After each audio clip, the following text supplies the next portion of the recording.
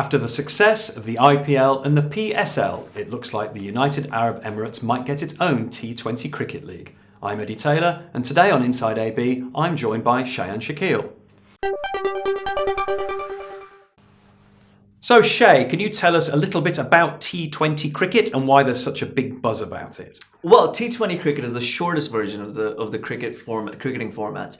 So you have Test cricket that's played over 5 days, your favorite version of the game. Indeed. One-day internationals are played over 1 day, but usually lasts 8 or 9 hours. And then T20 cricket, which, if you really want to Google it, it's 20 overs long per side, and it usually lasts about 3 hours. And it's quite a new form of the game, isn't it? I mean, as you say, it's recent. the shortest game. It's only really been a thing for about, less than a decade. Yeah, and it's the most action-packed version of the game too.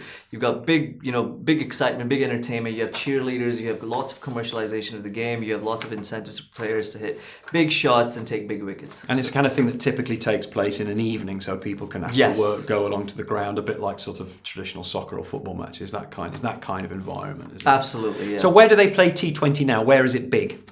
Well, it's going to be big in the UAE because of all the leagues that are taking place over here. I mean, the PSL is held between the UAE and Pakistan. And now with the UAE T20X, there's about to be 22 matches from December 19th to January 11th.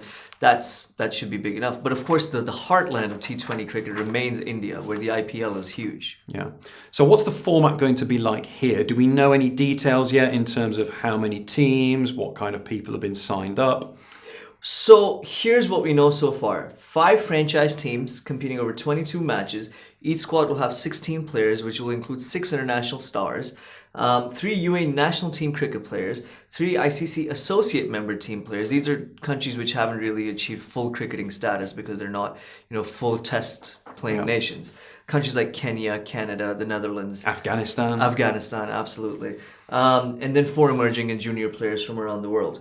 So there'll be about 20 countries represented. So far, the boards that have approved, their players to play are England and Wales, West Indies, South Africa, New Zealand, Zimbabwe, Afghanistan, Ireland, and some associate member nations. Now, people might not really know this, but cricket is a big deal here already, and we actually have pretty good facilities here because Pakistan played a lot of their test matches here over a period of time while they're excluded from their own country. It's home ground now. It's the home ground now, that's right. So we have the facilities here, so where will these games be taking place? So a lot of these games will probably take place in Dubai.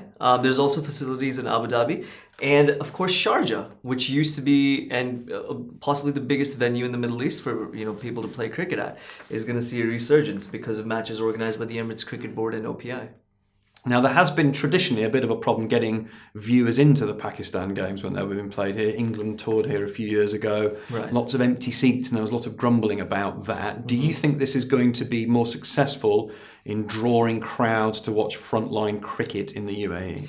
Well, owing to the fact that it will be happening in December and January, which are cooler months, should maybe help a bit. If the matches are held in the evening, then that would probably also help a bit because most of the people that would go to watch Pakistani matches were probably at work during the times that those matches were held during test games.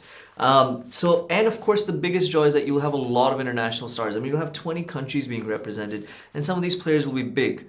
Do we know who yet? Have we got any ideas of, has anybody committed, or are there any names that are being talked about of the kind of players that will be taking part in this? No one committed yet, but the names being talked about are Steve Smith and David Warner, who are, serving a 1-year ban. They've got nothing else on at the moment, having been suspended from the Australian cricket team. They should be free in December. They should be free. Mitchell Johnson is being named. Now, AB De Villiers has been named as, the South African great, has been named brand ambassador, but he has said he won't play. He's just going to promote. Interesting.